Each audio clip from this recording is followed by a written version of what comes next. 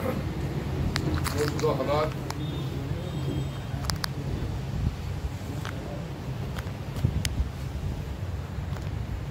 का जायजा लें और आने वाले मुस्तकबिल के लिए मुल्क को तरतीब दे सकें। जैसा कि आप तमाम हजरात वाकिफ़ है कि इस वबा के नतीजे में ऐसा अफरा तफरी का माहौल था और हर कोई वबा की एहतियात में किसी से राब्ते में नहीं रहा। लेकिन ऐसी संगीन घड़ी में अल्हम्दुलिल्लाह मजलिस बचाओ तहरीक के तर्जुमान अमजदुल्लाह खान और ज़िम्मेदारों ने गरीब व मजलूम व मुस्तहक़ मुसलमानों के दरमियान में रह के जो काम करना था, अल्लाह का शुक्र है कि बेहतरीन से बेहतरीन हमने कोशिश की और हमने काम किया। और इनफरादी तौर पर महल्लेवारी सतह पर तहरीक के ज़िम्मेदारों ने महल्ले में अपने खिदमत अंजाम देकर मजलिस बचाओ तहरीक के नसबुल ऐन और ये एक मिल्लत मज़लूमा का मरकज़ होने का बार बार सबूत देते रहे। जैसा कि आप जानते हैं कि इस हालात के अंदर कोरोना और कोविड-19 के हालात के अंदर रियासती हुकूमत KCR की हुकूमत ने बिलखुसूस मनसूबाबंद साजिश के ज़रिए सेक्रेटेरिएट के 2 मसाजिद को शहीद किया और इस तस्वुर के साथ शहीद किया था कि बिलखुसूस मुसलमान अब बाहर एहतजाज के लिए नहीं निकलेगा, इसलिए कि कानून नाफिज है और इस कानून के निफाज के दौर में सेक्रेटेरिएट की तामीर कर ली जाएगी। अब बड़े बुलंद बातें की जा रही है, लोग बोल रहे हैं कि हमारे बोलने से, हमारे मिलने से, MP के मिलने से, MLA के मिलने से और मजलिस अमल के जो नाम निहाद जिम्मेदारान हैं उनके नुमाइंदगी पे मस्जिद बन रही। सबसे पहली बात अवाम के दरमियान में ये अज़र मिन शम्स है और मिल्लत इस्लामिया इस बात से वाकिफ़ है कि मस्जिद शहीद होने के बाद कोई जो शख्स आज ये क्रेडिट ले रहा, ये दावा कर रहा कि हमारी नुमाइंदगी में मस्जिद को दोबारा उस जगह पे बना दिया जा रहा, उसमें से कोई एक शख्स, एक फर्द MLA की हैसियत से, MP की हैसियत से या उलमा की हैसियत से उस मस्जिद की शहादत पे सुबह दूसरे दिन कोई उस मुकाम का जायज़ा नहीं लिया और किसी की हिम्मत नहीं हुई, बल्कि KCR ने एक 10 दिन के बाद एक प्रेस कॉन्फ्रेंस में बोला कि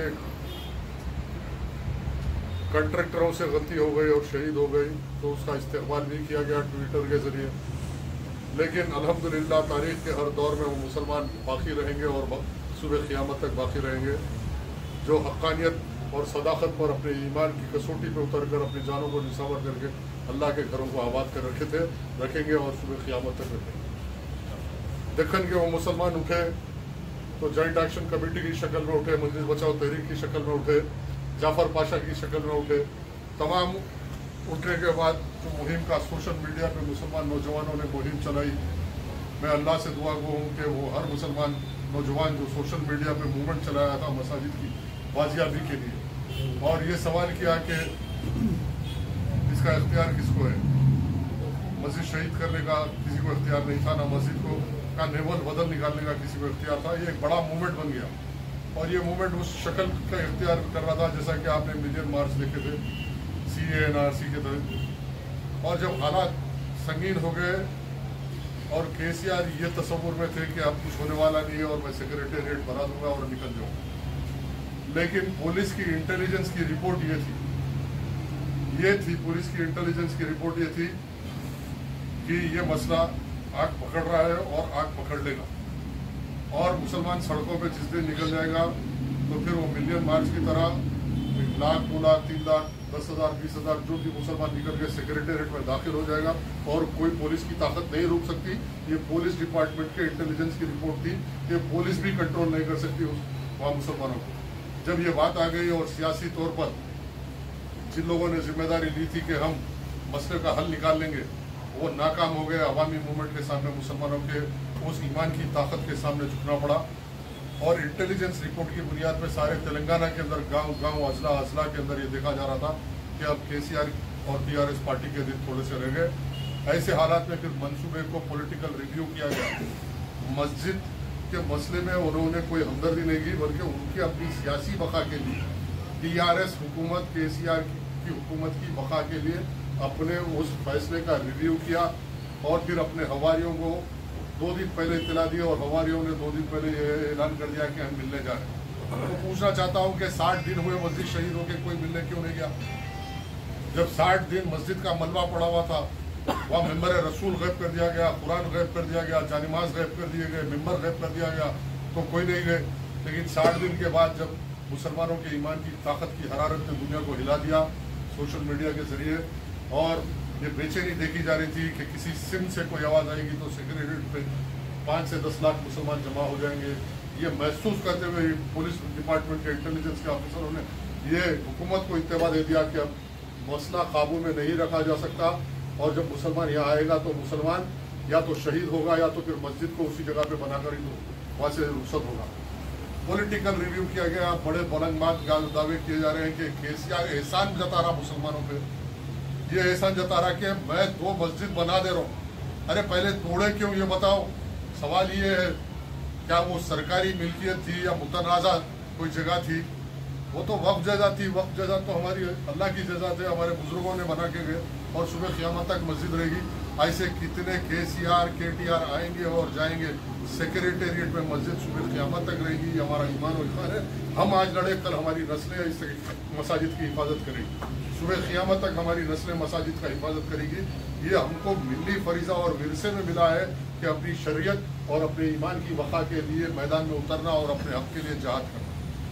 काबिल मुबारकबाद है तेलंगाना के तमाम मुसलमान जिन्होंने ये मुहिम का परवान चढ़ाया और केसीआर और केसीआर के हवारियों को घुटने टेकने पे मजबूर कर दिया। और फिर दूसरा मसला असेंबली में बार बार ये उठाया जा रहा है कि केसीआर ने कल ये ऐलान किया कि मैं औकाफ की जायदाद के रजिस्ट्रेशन को रोक दिया, और एक साहब उठ के असेंबली में बार बार ये बता रहे हैं कि मैं औकाफ की जायदाद के लिए लड़ रहा हूँ। इंशाअल्लाह कोरोना का माहौल है, अब अवामी राब्ता तो सोशल मीडिया के जरिए रहेगा। सोशल मीडिया के जरिए तहरीक अपनी बात बराबर पहुंचा रही है। अल्हम्दुलिल्लाह तर्जुमान की हैसियत से अमजदुल्ला खान बारहा तहरीक की तर्जुमानी करके तहरीक के नज़रियात, जज्बात और मुसलमानों के हुकूक के ताल्लुक से बारहा बोलते आ रहे हैं। जनाब मुस्तफ़ा महमूद साहब है, हमारे राशिद हाशमी साहब है, सोशल मीडिया पे एक्टिव है और बराबर बता रहे हैं। तो अब सवाल ये है कि अगर तेलंगाना में मैं गुज़श्ता इलेक्शनों में भी बार बार तहरीक की जानिब से उम्मीदवार की हैसियत से और तहरीक के सदर की हैसियत से आवाज़ उठाया था हल्के याकूतपुर में कि 5 लाख करोड़ रुपए के मुसलमानों की औकाफ की जायदाद का हिसाब किताब है। और जो नुमाइंदगी का दावा करने वालों से मेरा सवाल है कि तुमने कभी एक बार ऐवान असेंबली में मस्जिद की शहादत के जिम्मेदार कौन है इस पर कोई सवाल नहीं किया। बस ये है कि हम आपके एहसानमंद है। अरे एहसान किस बात का भाई, किस बात का एहसान? कौन एहसान किस पे कर रहा? अरे इस शहर पे, इस मुल्क पे हमारे असलाफ के एहसानात है। आज तेलंगाना में सबसे पहले कोई आवाज़ आज़ादी के लिए हिंदुस्तान ने उठाया तो तुर्रेबाज खान ने उठाया था, जो अंग्रेज़ों पे हमला करके बता दिया था। अरे हम उनकी नस्लें आए जो कभी हुकूमतों के सामने नहीं झुके, शहीद हो गए। आज औकाफ की बहुत बड़ा मसला है, और बिलखुसूस हर तहरीक के जिम्मेदारों की ये जिम्मेदारी है कि मिल्लत मजलूमा को ये वाकिफ कराए, शऊर दिलाए। आज मुसलमान शऊर में नहीं है। अगर किसी का चबूतरा टूटता तो तलवारी करके लड़ने ठहर जाते। मोहम्मद पहलवान से जमीन के लिए झगड़ा करने उतर के जमीनात के झगड़े लड़ते। 5 लाख करोड़ रुपए की औकाफ की जायदाद, मैं इलेक्शन में बारहा मुसलमानों के सामने रखा था ये बात, और टाइम्स ऑफ इंडिया में परसों आया कि 1 लाख करोड़ रुपए की मुसलमानों की औकाफ की जायदाद को लूट लिया गया। और फिर ये बेशरम हुकूमत और जो मुसलमानों की नुमाइंदगी करने वाले इतने अखलाकी एतबार से गिरे हुए हैं कि मुसलमानों की 77,553 एकड़ ज़मीन औकाफ, 77,563 एकड़ ज़मीन, जिसमें से सिर्फ अब 3,000 एकड़ बची। 3,000। ऐवान असेंबली में कोई एमएलए ने दावा नहीं किया कि भाई बाकी की कहेगा, इसका जिम्मेदार कौन, ये लूटा कौन। और आज भी वक्त है कि अगर ये लड़ाई मुसलमानों को अगर लड़ना है तो आपको एक ताकतवर कौम की तरफ तरह माशी और तालीमी एतबार से उभरना है तो आपके अखलाक के असासों की हिफाजत करके उसको हासिल करना है। अब ये समझ रहे हैं कि ऐसे डायलॉग बाली से नूरा कुश्ती से असम्बली में मुसलमान काबू बढ़ जाएगा, इंशाल्लाह नहीं। जैसा CA NRC के लिए लड़े, मस्जिद के लिए लड़े, मुस्तकबिल में ये जैसे ये कोरोना की वबा का मसला हल होगा और करीब में वैक्सीन की भी इत्तलात मिल रही है, माहौल नॉर्मल होगा, तो एक सबसे बड़ी मुहिम तेलंगाना में तमाम दिगर जमातों को, सरबराहों को, कायदीन को, मजहबी पेशवाओं को लेकर इंशाअल्लाह एक जॉइंट एक्शन कमेटी तहरीक की जानिब से बनाई जाएगी और मुसलमानों के 77,000 एकड़ जमीन को रेस्टोर करने का मूवमेंट चलाना होगा। 77,000 यानी आज 5 लाख करोड़, 77,000 एकड़। इसके लिए मैं फिर अभी असेंबली जारी है, अगर असेंबली में हिम्मत है तो ऐलान करो केसीआर तुम एक वाइट पेपर दो। ये झगड़ा किसी दूसरे कौम से है ना कुछ है, इस मुल्क में जो जमहूरी निज़ाम में कानून है, उस आइन के मुताबिक मेरा हक है। हिंदुस्तान का सुप्रीम कोर्ट ये ऐलान कर रहा है वन से वक्त ऑलवेज ए वक्त। सुप्रीम कोर्ट की ये रूलिंग है, फाइंडिंग है। और औकाफ की जायदाद का कोई मालिक नहीं हो सकता। अगर कोई इमारत बना ले, रजिस्ट्री कर ले, चाहे कुछ कर ले, केसीआर अगर वाकई इंसाफ और इंसाफ करने वाला चीफ मिनिस्टर है तो कल ऐलान कर दो कि 77,000 एकड़ जमीन जो लोगों के कब्जे में है वो तमाम जमीन को हम रेस्टोर कर रहे हैं और औकाफ बोर्ड को फिर से वापस दे रहे। मैं कहूँगा कि हाँ, यकीनन ये मुसलमानों के हमदर्द है। हिंदुस्तान में एक सेकुलर लीडर है, मस्जिद तोड़े सो वाले को सजा नहीं मिलती। अब ये हो गया मेरी पार्ट मार के घट गए तो मेरे पैसे मेरे को लौटा रहे और बोल रहे कि नहीं मैं यहाँ पे एहसान कर रहा हूँ, तो मस्जिदा बना दे रहा हूँ। अरे ये कौन सा एहसान है भाई? मेरी पॉकेट मारे घट गए और मेरे पैसे मेरे को वापस देके बोल रहे मैं आपको पैसे दे रहा हूँ, बहुत एहसान कर रहा हूँ। ये ऐसा चलने वाला नहीं है। ये सब एक बहुत बड़ा माफिया है और ये माफिया से हम मुकाबला करते आए और करते रहेंगे। अब रही बात इंतखाबात, शहर हैदराबाद के जो हालात है आप लोगों को अच्छा बुझवा, इस शहर की तरक्की के लिए इस बिलखुसूस ये हुकूमत ने कुछ नहीं किया। 10,000 करोड़ का पैकेज ऐलान किया और ये रिवायत बन गई कि 10,000 करोड़ का पैकेज ऐलान कर दिए, 20,000 करोड़ रुपए का पैकेज ऐलान कर दिए, हैदराबाद को डेवलप कर देंगे, हैदराबाद को ऐसा बना देंगे। और वो बेचारे हमारे होम मिनिस्टर थे, वो होम मिनिस्टर है तेलंगाना के अंदर, वो बेचारों को एडमिनिस्ट्रेशन न मालूम, ना तारीख मालूम, ना कुछ मालूम, बस कठपुतली की तरह बोलते रहते उन्होंने। 10,000 करोड़ रुपए जो गुज़िश्ता बजट प्लान में हैदराबाद के लिए ऐलान किया गया था, उस 10,000 करोड़ रुपए पे व्हाइट पेपर आज मजलिस बचाओ तहरीक तेलंगाना की TRS गवर्नमेंट से पूछे। हम गली गली फिरेंगे और इस केसीआर और KTR से पूछेंगे तुमने 10,000 करोड़ रुपए, 10,000 करोड़ रुपए में उसका पूरा एनालिसिस है कि ये एनालिसिस ये है कि आपको दिखाया जा रहा 10,000 करोड़, लेकिन उसमें से 10% भी डेवलपमेंट पे खर्चा नहीं होता। 90% यहाँ पे तनख्वाह देने पे, पेंशना देने पे, हैदराबाद के अंदर सरकारी जो गवर्नमेंट के स्कीम्स है वो स्कीम्स पे इंक्लूड किया जाता, बिल्डिंगों के मेंटेनेंस पे यूज किया जाता। 10,000 करोड़ में से 10% भी हैदराबाद के डेवलपमेंट के लिए TRS और इस KTR और KCR ने नहीं किया। अगर 10,000 करोड़ के पैकेज का क्या डेवलपमेंट हुआ हैदराबाद में, पहले बल्दिया के मिनिस्टर की हैसियत से, और आज जो बल्दिया इलेक्शन आ रहा है उनका मेयर, हैदराबाद का मेयर जो TRS का है, और TRS जो स्टैंडिंग कमेटी चलाती है, वो 10,000 करोड़ रुपए के बजट में हैदराबाद में किस इलाके में कितना डेवलपमेंट हुआ, मूसी रिवर प्रोजेक्ट पे कितना लगाया, शहर में कितना डेवलपमेंट हुआ। और बिलखुसूस फिर शहर की बात आती है तो हम जिस शहर में रहते हैं, पुराना शहर, जिस शहर को हमारे असलाफ ने बसाया था, जिस शहर की आज तहजीब व तमद्दुन सारी दुनिया में इसकी गवाही दी जाती, पुराना शहर आज सारे हिंदुस्तान में एक बड़ा स्लम एरिया बन के रह गया, एक बड़ा स्लम एरिया बन के रह गया। सिर्फ इलेक्शनों में ड्रामा है कि गलियों के अंदर एक माफिया की शक्ल के अंदर पोलिंग बूथों पे कब्जा करना, हमारा आवाज सूदखारों के जरिए, और उसके बाद फिर 5 साल तक कोई पुरसाने हाल नहीं रहता, बोकस वोटों के जरिए जीतना। ये लड़ाई गुज़िश्ता इलेक्शन में तहरीक ने बड़े पैमाने पर लड़ा, हाई कोर्ट गए।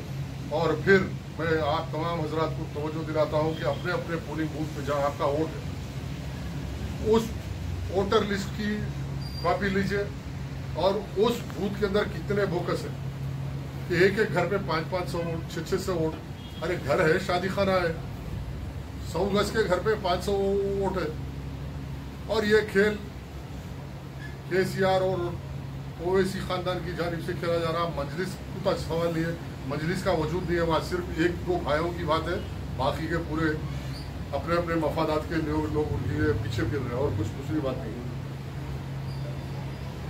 मरकजी हुकूमत की जानिब से लॉ मिनिस्टर, हम जो लड़ाई लड़ रहे थे वो लड़ाई में अल्हम्दुलिल्लाह एक नई हालात, नया चीज सामने आ रही है कि लॉ मिनिस्टर ने, सेंट्रल गवर्नमेंट ने इलेक्शन कमिश्नर को voter list, voter epic card को आधार कार्ड से लिंक करने की हिदायत दे दी, ऑर्डर दे दिया।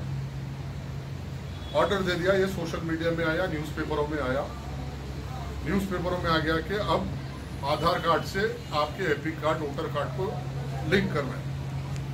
और तहरीक की जानिब से मैं भी कोशिश में हूँ, तहरीक के जिम्मेदार भी कोशिश में है, ताकि वो ऑर्डर यहाँ बल्दिया इलेक्शन होने से पहले उसको इम्प्लीमेंट करने का हम भी स्टेट इलेक्शन कमीशन से मिलेंगे, नुमाइंदगी करेंगे। जब आधार कार्ड से लिंक हो जाएगा तो बोकस वोटों का सवाल ही पैदा नहीं होता, वोटर लिस्ट साफ शफाफ हो जाएगी। फिर एक गेम बाकी रहता कि आखिरी मूवमेंट में वोटों का इंक्लूजन करना, उसमें भी कोशिश की जाएगी। गुज़िश्ता टाइम पे अदालत से लड़े थे, इंशाल्लाह ये टाइम पे भी, अभी इलेक्शन फरवरी में है, हम अगस्त के महीने में 8-10 दिन के अंदर माहौल तैयार करेंगे, वोटर लिस्टों का तैयार करेंगे, कोर्ट को जाएंगे, इलेक्शन कमीशन को जाएंगे, अगर नहीं होगा तो सुप्रीम कोर्ट को जाएंगे और साफ शफाफ इलेक्शन के लिए पूरी कोशिश करेंगे।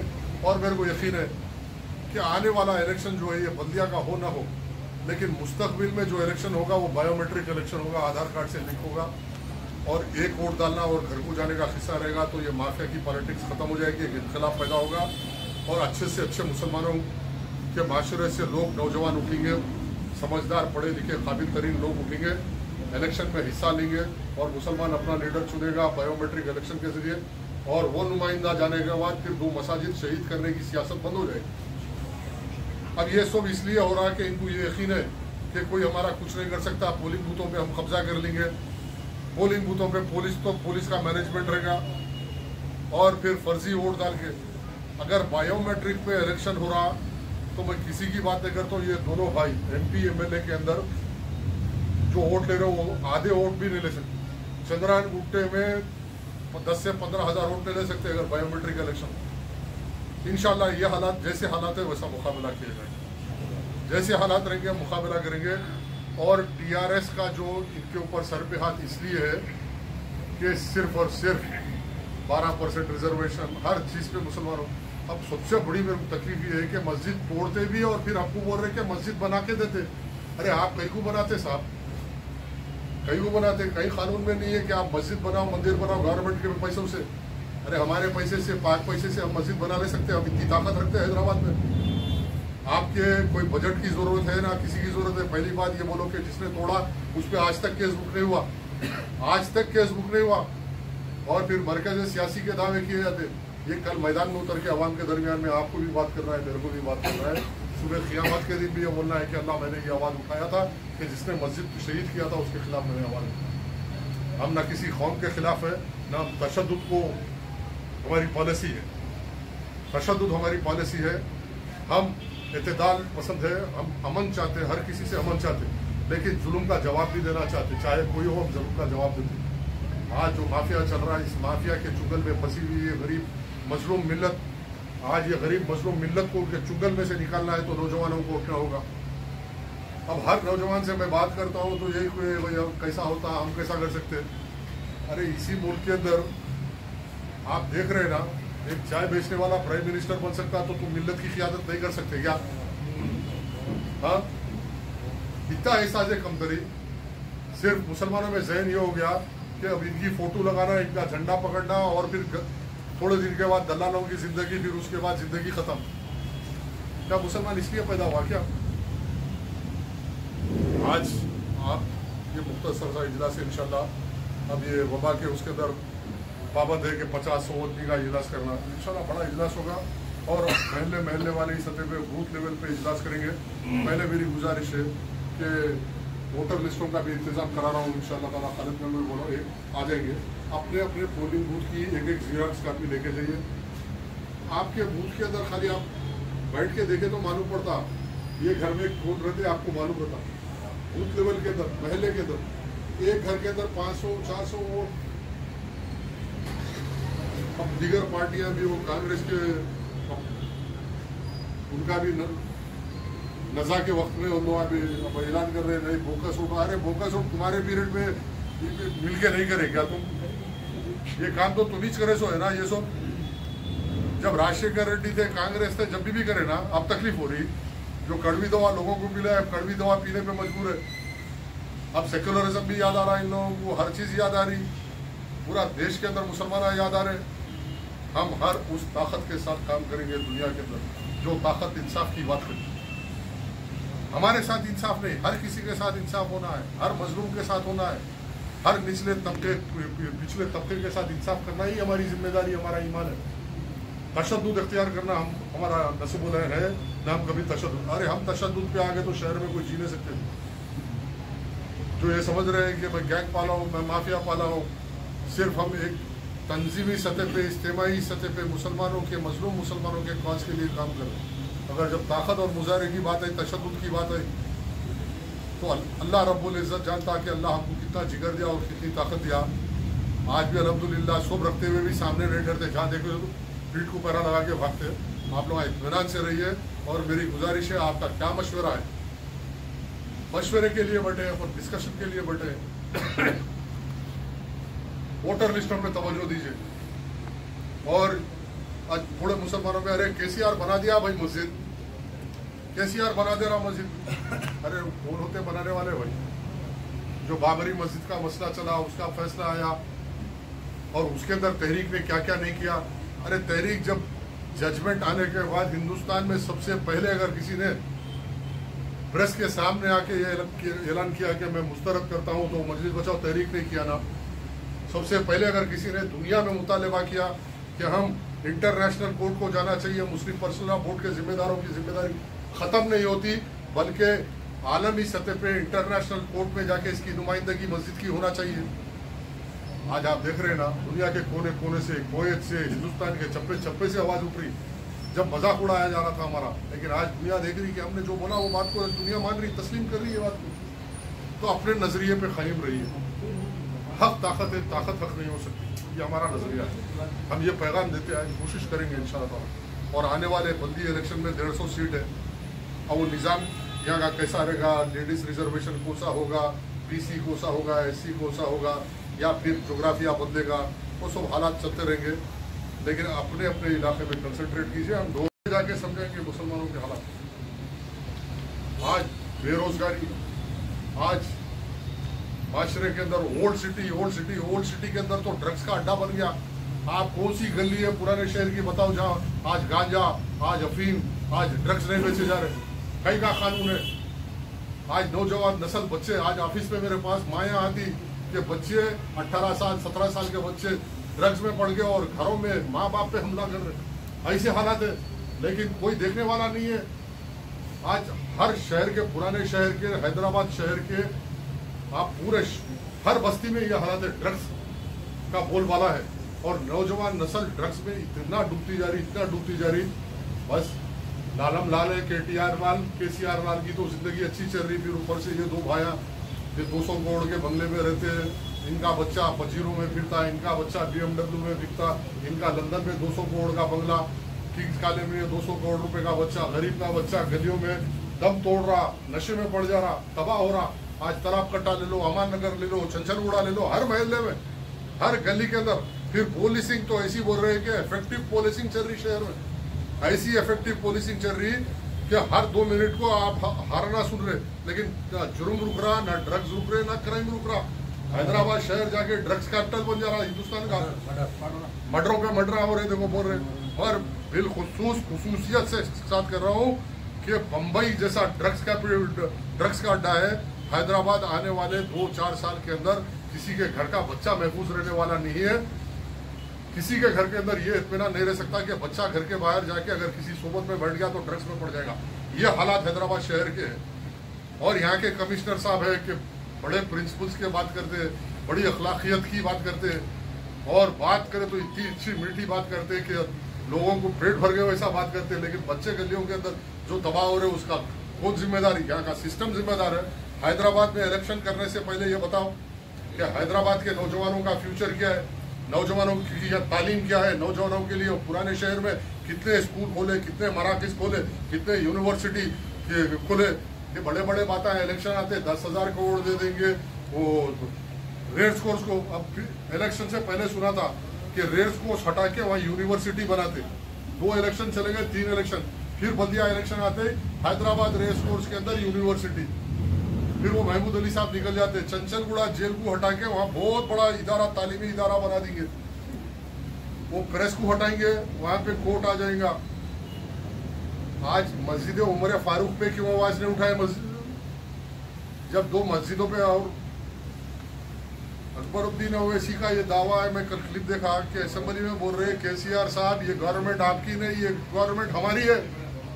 हाँ, जब तुम्हारी गवर्नमेंट है, ये मैं नहीं कह रहा हूँ ना असेंबली में, ये उनके अल्फाज है। जब कह रहे हैं कि ये हमारी गवर्नमेंट है, तो फिर तुम्हारी गवर्नमेंट ने पीवी नरसिम्हा राव को भारत रत्न देती है। पीवी नरसिम्हा राव को हैदराबाद यूनिवर्सिटी उसके नाम से होता, वरंगल उसके नाम से होता, सड़का उसके नाम से लगते। जो मेरे कलमा को 10,000 मुसलमानों का कत्ल किया, गुजरात का फसादात आप कहाँ पे इस नरसिम्हा राव की तरफ से किए गए। टाडा, पोटा, बाबरी मस्जिद की शहादत, इसराइल से ताल्लुकात कायम किया, और फिर तुम्हारी हुकूमत ऐलान कर रहे ना मेरी हुकूमत पर रहे। फिर तुम्हारी हुकूमत है तो पीवी नरसिम्हा राव को भारत रत्न देने का रेजोल्यूशन कैसा रखी? मैं भी निकल के सड़कों पे हर मुसलमान के घर पे पूछूंगा ये बात, और फिर उनकी भी ईमान और गैरत ललकारेगा। सिर्फ इनको कॉन्फिडेंस बोकसी वोटों पे है, इनको किसी मुसलमानों नहीं ले रहे वोट। कोई महल्ले में शरीफ, ईमानदार, हलाल खाने वाला मुसलमान ये 2 भाइयों को वोट नहीं देता। हलाल खाने वाला कोई मुसलमान ये 2 भाइयों को वोट नहीं देता। जो हराम का धंधा खा रहे ना, वो पोलिंग बूथों पे माफिया चलाते, गरीबों पे जुल्म करके बोकसिंग करते, और इनको अभी भी कॉन्फिडेंस है कि हम ऐसी ही बोकसिंग करके जीतेंगे। अगर ऐसे हालात रहेंगे तो फिर इसका भी जवाब अच्छे से मिलेगा। एक बार ऐसा मिलेगा तुम्हारे फिर आने वाले 4 नस्ल तक याद रखना क्या जवाब देते। बहरहाल हम भी कोशिश करेंगे। पूरे तमाम लोगों से मेरी दरख्वास्त है कि आज बैठे हैं मशवरे के लिए, आप लोग खुल के मशवरा दीजिए पोलिंग बूथों पे कैसा रहेगा, और ये मसाइल जो है इसका एक एजेंडा बनाएंगे, हम भी मैनिफेस्टो बनाएंगे। गवर्नमेंट तो तुम्हारी थी, एजेंडा क्या करें? अब हम ये बोलेंगे कि तुम कितने काम किए। पीवी नरसिम्हा राव को भारत रत्न इस मुल्क में देना फासिज्म है, टेररिज्म है। मसाजिद को चीफ मिनिस्टर और टीआरएस गवर्नमेंट की तरफ से तोड़ना स्टेट टेररिज्म है। मसाजिद को तोड़ना स्टेट टेररिज्म है, और स्टेट टेररिज्म का कोई कानून नहीं है क्या? अब सब जने खुश है, नहीं हो गया भाई। लेकिन मैं सलाम करता हूँ, मैं दुआ गो हूँ उन लोगों के लिए जो 2 मसाजिद की शहादत पे, ईमान की हरारत की बुनियाद पे सोशल मीडिया में हो, बाजार में हो, गली में हो, मुसलमानों से डिस्कशन करे, और एक जहन बना, एक ऐसा माहौल बना कि केसीआर का बाप छोड़ के भाग जाता। अगर ये ऐलान नहीं करता, ये करना खत्म होने के बाद ना केसीआर दिखता ना केटीआर दिखता तेलंगाना में। क्या कमजोर समझ रहा क्या?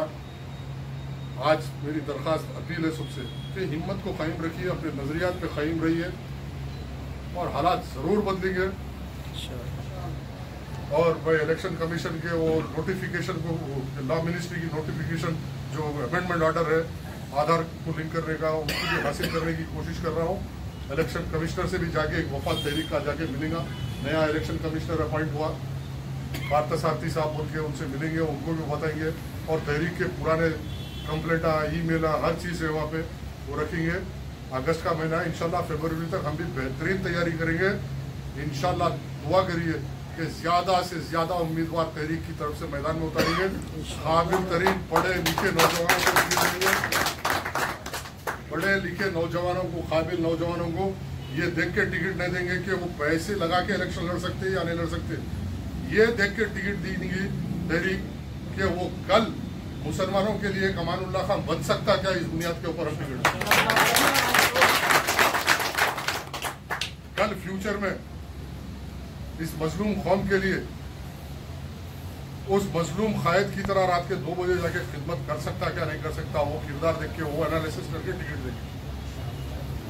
टिकट तो इसी बुनियाद पे दिया जा रहा ना झारखंडी में कि अगर अब पैसा तो बहुत कमा लिए KCR KTR, अब प्लान बन रहा है कि हर कॉन्स्टिट्यूंसी में 5 करोड़ खर्चा करेंगे। और फिर जो आपके मुखालिफिन है उनका भी नजरिया है कि पैसे की बुनियाद पर इलेक्शन लड़ेंगे।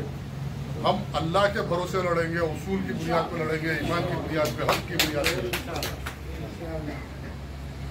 अल्लाह की मदद शामिल हाल रहेगी।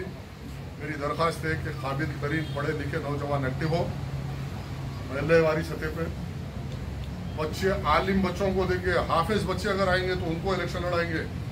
जो पढ़े लिखे बच्चे, इंजीनियर है, MBA, ऐसे बच्चों को टिकट देंगे। जो आज कंप्यूटर साइंस पे माहिरत रखते हैं वैसे लोगों को लेके आके कौम को ये बताएंगे कि ये चीज़ है। और अब मैं भी 52 साल की उम्र हो गई, 52 ईयर्स का हो गया। अब अगली इस मुहिम को, इस एजेंडे को आगे बढ़ाना तो नौजवानों का काम है। इंशाल्लाह मैं बिल्कुल आपके साथ मैदान में आपसे तेज काम करूंगा, इंशाल्लाह आपके साथ रहूंगा। गली गली घर घर जाएंगे इंशाल्लाह, घर घर जाके राब्ता करेंगे। और इसका आगाज अब ये कोरोना की वबा का सिलसिला है, जैसे हालात नॉर्मल होंगे आवाम में उतरेंगे। मैं नौजवानों से फिर एक बार मुखातिब हूँ कि एहसास कमतरी में लाया जा रहा, एहसास कमतरी में उतार दे रहे। बस तुम नहीं कर सकते, तुम्हारा काम नहीं है, तुम एक काम कर लो, ये काम कर लेके जी लो। अरे मियाँ तुम ऐसा सोच रहे क्या? नहीं, कभी भी सोच बड़ी रखो, नज़रिया बड़ा रखो। मंजिल उनको ही मिलती जो नज़रिया बड़ा रखते, सोच बड़ी रखते और हिम्मत से अल्लाह पे भरोसा करके आगे बढ़ते, वही मंजिल को हासिल करते। मशवरे की बात है, अल्हम्दुलिल्लाह। आइए अब मशवरे की तरफ टाइम है। अगर कोई आप लोगों में प्रोग्राम है या इस हालात में स्ट्रैटेजी बनाना, तरतीब देना है, तो आप लोग भी अभी टाइम में राब्ता पे रहिए, मशवरे दीजिए, आपस में बैठ के काम करेंगे, तहरीक के काफिले को आगे बढ़ाएंगे, तहरीक की रुकने साजी को भी आगे बढ़ाएंगे, नए रुकन बनाएंगे, नया काफिला बनाएंगे, महल्लेवारी सतह पे नौजवान बच्चों को जिम्मेदार रहेंगे। इंशाल्लाह कामयाबी अल्लाह के हाथ में, कोशिश करना हमारा काम है। वो आखिर दावाना अल्हम्दुलिल्लाहि रब्बिल आलमीन।